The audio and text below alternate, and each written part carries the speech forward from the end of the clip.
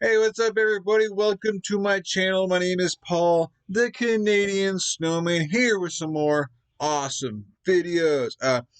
Today we're doing worst year ever, 536 AD. Don't know why, but I'm pretty sure that there's going to be war involved. I mean, come on now. There's going to be a lot of death because of war. Why else could we just had COVID, or we still have COVID, so sickness could definitely be part of this. I mean, worst year ever. There should be a lot of everything. Was this one the plague? I don't think. I think it's too early for that plague. I don't know. But anyways, guys, please hit that like and subscribe button below. We do a lot of cool history videos here, and geography videos, and some other stuff. So yeah, definitely subscribe and check the playlist out. But anyways, we're gonna jump into this and see what the worst year ever has to offer. Worst year in history. 3, 2, 1, bam.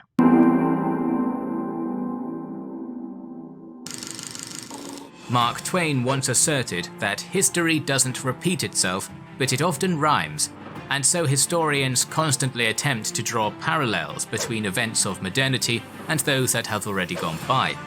In this vein, we turn to the ancient world and cast our gaze back to one of the many years that rival 2020 in its dubiously notorious status in the human imagination. All right. When the year 536 AD began, just short of 1.5 millennia ago, the Eurasian civilizations that often serve as the subject of our videos were undergoing a seismic change. As war, politics, and other human regularities continued apace, a number of debated cataclysms occurred, which according to some scholars made 536 the worst year in all of history. Wow. Sometimes a certain source is not translated into English, but thankfully the sponsor of this video is right there to help you learn more than It's also great for self-improvement and teachers, not a machine or computer, which we're gonna get through this is as together. good as a semester of college Spanish.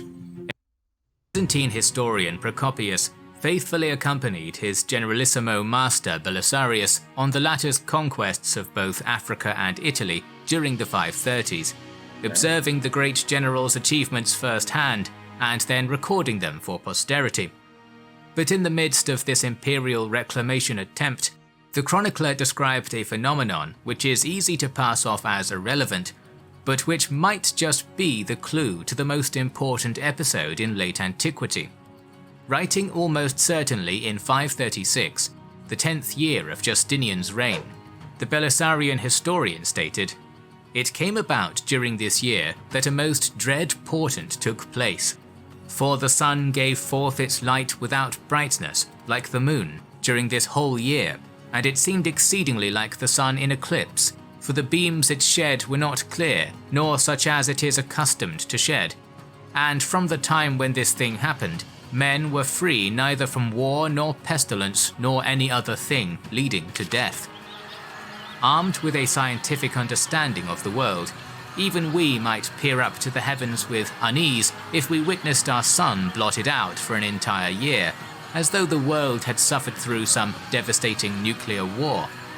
With our own reactions in mind, we can barely comprehend how shocking this apocalyptic sun haze was for the religiously minded people of the 6th century.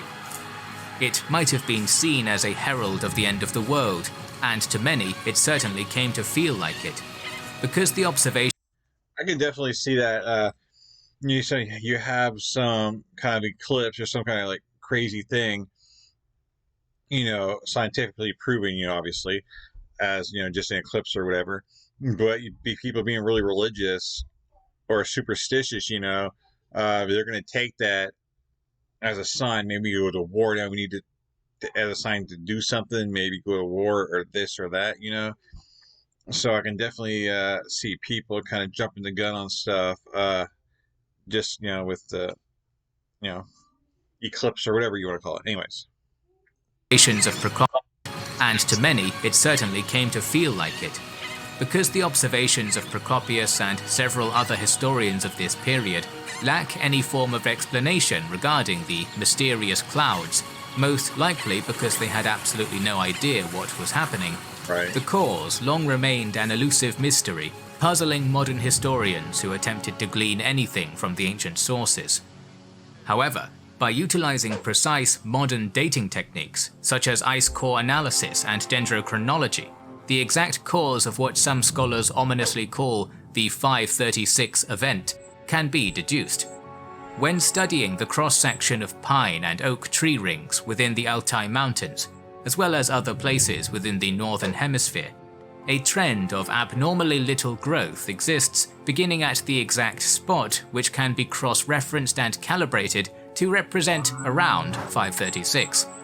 This indicates a degree of uncharacteristic cooling, but doesn't suggest a cause by itself. To supplement this knowledge, ice cores extracted from Greenland and Antarctica, dated to around 536, contain strangely large sulfate deposits, volcanic glass, and sulfuric acid content. Laboriously weaving all of this disparate data, the biblical dimming, the widespread cooling, abnormal chemical content, and more into one coherent tapestry, most scientists combing over the 536 event ascribe responsibility to a catastrophic volcanic eruption which might have even exceeded in severity the explosion of Tambora in 1815. As an aside, it is worth noting that the latter eruption also caused visual phenomena vaguely similar to those described by our ancient sources, such as hazy but beautiful yellow skies represented in 19th century art. Several locations for this impactful volcanic eruption have been put forward everywhere from Iceland to El Salvador, but that is a detail it would be pointless to get caught on. The issues of where and what are still unresolved, while some fringe researchers go as far as decrying the volcanic perspective altogether, instead pointing to certain residues in the historical record as evidence for a particularly violent comet strike. We will assume the dominant eruption theory is correct, keeping in the back of our minds the possibility of wrongness. Whatever happened, and however it happened, the results were striking in their magnitude. Unfortunately, convenient trade winds carried the ashy blanket across Europe and then Asia, blocking the sun's light and causing temperatures to nosedive by an average of between 1.5 and 2.5 degrees Celsius. According to some estimations, the consequence was the worst shock to Earth's ecosystem in the last 2,000 years, and the advent of the coldest decade in 2300. The effect on human society was no less devastating. Crop failures and dead harvests were endemic across the entire Eurasian landmass, a fatal thing for the chieftaincies, empires, and kingdoms who primarily relied on agriculture to feed their people and raise much-needed taxes. Like, damn, I guess you'd have people starving. Man, and I guess like things being colder, maybe more people that winter would be sick. So wow, death on its own just for not having enough food and maybe just being cold and getting the flu or whatnot. But dang, okay, well, that's a great way to start it. So do you think it was a meteor or a volcano? What do you guys think? Or like neither one of those two? But, wow, that's very interesting stuff. They relied on agriculture to feed their people and raise much-needed taxes. In the southern part of pre-Viking Norway, for example, the entire settlement structure and social organization completely collapsed. Farms were left behind, rich burials became rare, pottery production ended, and iron production decreased. In some areas, burial finds after this event were 90 to 95% lower than before. Denmark, Estonia, and particularly Ireland display alarming disruptions in the production of bread and the attending collapse of local societies. We have little evidence to prove this, but if one reads between the lines of the evidence we do have, it can be inferred that there was human starvation and suffering on a mass scale. The same famine, exacerbated by Justinian's war in Italy, supposedly caused mothers in Liguria to eat their babies in order to survive, as recorded by the Bishop of Milan. As if the cold, near-eternal twilight and famine weren't enough to knock over a polity, and sometimes it wasn't. there was a third factor to possibly emerge from the eruption of 536. A half-decade after the blast, in 541, the first instance of bubonic plague struck the Byzantine trading nexus of Pelusium in Egypt, probably originating somewhere in the eastern steppe of northern China. Although far from being a universally accepted theory, it is widely and credibly posited that the first onset of what became Justinian's plague in the early 540s was an indirect consequence of the volcanic eruption alluded to by our ancient sources. This chain of causality requires some level of explanation. Just how does a volcanic eruption in Iceland or possibly elsewhere across the world cause civilization-crippling plague in the distant Mediterranean? Yeah. At first glance, the two disasters seem unconnected. However, of 7 severe volcanic eruptions taking place over the last 2,000 years, 6 in 44 BC, AD 626, 934, 1258, 1783, and of course 536, have resulted in a deadly period of epidemic disease in Europe, the Middle East, or both, within 1 to 5 years. Wow. For this odd trend to be pure chance is, as prominent NASA scientist R.B. Stothers put it, a very unlikely coincidence. So what is going on here? The key to unpacking this mystery can be found in the calamitous volcanism-induced harvest failures which so often rock pre-industrial societies, the direct impacts of which we have already discussed. It is a simple truism that if we humans do not eat properly, our body's defenses do not function properly as a consequence. Crucially for this particular circumstance of 536, entire continents of people were almost certainly suffering from malnutrition, weakening millions of humans to an unprecedented pandemic which then spread like wildfire. In what comes Yeah, I didn't think about that because you're starving.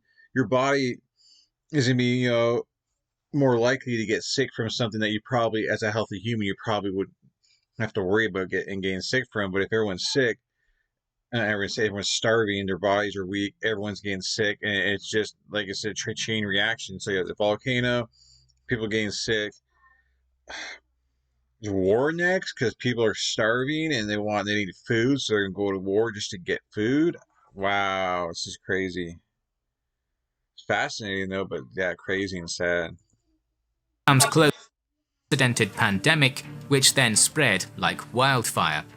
In what comes close to a perfect storm, exposure to the plague flea-bearing rats may also have been drastically increased by the volcanic dust shroud. Decreasing temperatures actually lessen the development of these insectoid parasites, but said rats were conversely even more likely to be driven into people's homes by the cold.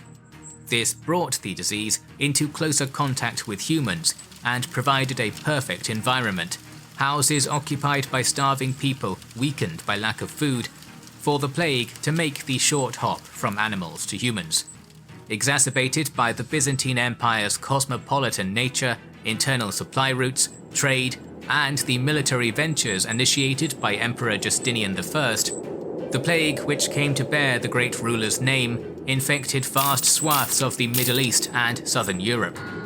Tax-paying citizens died in their millions, potentially bountiful land was left untilled, and Rome's remaining empire subsequently convulsed under the pressure. Up to half of the population died. The door of Justinian's Renaissance also slammed violently shut. Sapped to near breaking point, the emperor could not afford to decisively commit his armies to the conflict in Italy. This, accompanied by other military factors, led to a prolonged war of attrition. When that war was eventually concluded in the 550s, the territorial spoils were a desolated, depopulated wasteland, rather than the rejuvenating pot of gold that had previously served as the Roman Empire's beating heart. Although the devastation inflicted on the Byzantine Empire is by far the most famous of the plague's impacts, its Sassanid rival also suffered a less severe blow, in addition to a number of other states on its periphery. Further east still, shorter growing seasons and an inability to feed livestock probably resulted in seismic population movements and political instability within the eastern steppe area.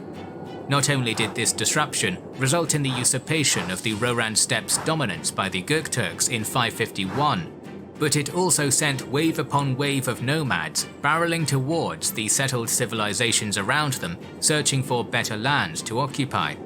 One such confederation, the Avars, arrived north of the Black Sea by 550. In the Far East, tribes were shoved into China and initiated a new round of violent settlement and imperial defense. The mysterious but violent eruption of 536 wasn't allowed to settle before two further explosions followed in AD 540 and 547. Ice core evidence has shown that these blasts, together with the mass starvation and plagues they helped to spread, played a key role in plunging Europe into a century-long state of economic stagnation.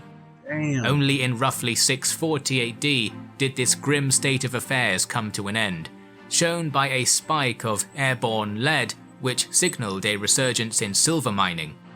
It was the cataclysmic 536 event and its ominous darkness that led medieval historian Michael McCormick to remark how that cursed year, often so bypassed in the popular historical narrative as nothing out of the norm, was the beginning of one of the worst periods to be alive, if not the worst year. All we can do is hope and act so that the coronavirus-ridden 2020 was not our 536, a terrible year that served as the herald of all the terrible years to come. Although a great many scientists support the point of view that the 536 eruption was the cause of the Great Struggle, others minimize its role. Summarizing their point of view is Anti-Ajava's statement that not only is there nothing in our evidence to suggest that the year 536 was a watershed moment between antiquity and the Middle Ages, it is also evident that although the cloud occasioned confusion and crop failure at the time of its appearance, its effects did not last long after it dissipated. It does not matter at the end of the day whether AD 536 was indeed just a relatively meaningless but lethal footnote, as Ajava suggests, or whether it was the watershed year in which the final embers of the ancient world were extinguished, providing the ashes for the medieval age to begin. It goes to show that sudden disasters, whether they take the form of earthquakes, volcanic eruptions, pandemics, or man-made hardships such as political crises or large-scale military conflict, can completely alter the world in which we live in a staggeringly short space of time.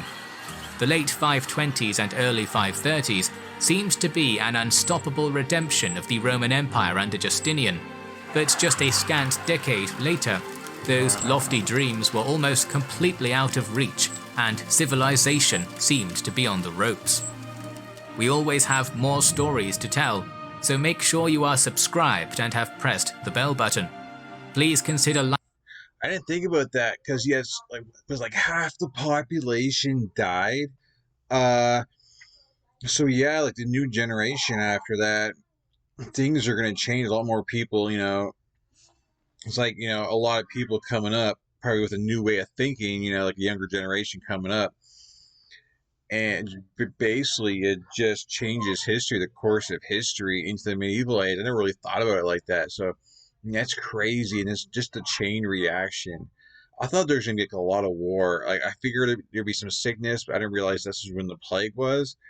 So there was war, but wow, people dying because the crops are starving, then disease. Wow, that's crazy. That's crazy, crazy. It's gonna be interesting. Like if I end up getting to videos to kind of take place in these time period, like war videos. The videos I normally do. It'd be kind of cool to see. When those videos, when I end up doing those videos, if they take place during this time period, just how things turn out. That'd be really interesting to see. But anyways, guys, please hit that like and subscribe button below. I hope you enjoyed this video. Really appreciate learning history and have fun doing it. I hope you guys have fun with me as well. And yeah, another cool video and worst year in history. So if you thought 2020 was bad, just be thankful that you weren't alive in 536 AD. Trust me, you'd wish for a 2020 if you lived back then. But anyways, guys, like, subscribe, catch you guys in future videos. You guys are awesome. Peace. Have a great night, great day. I'm out of here.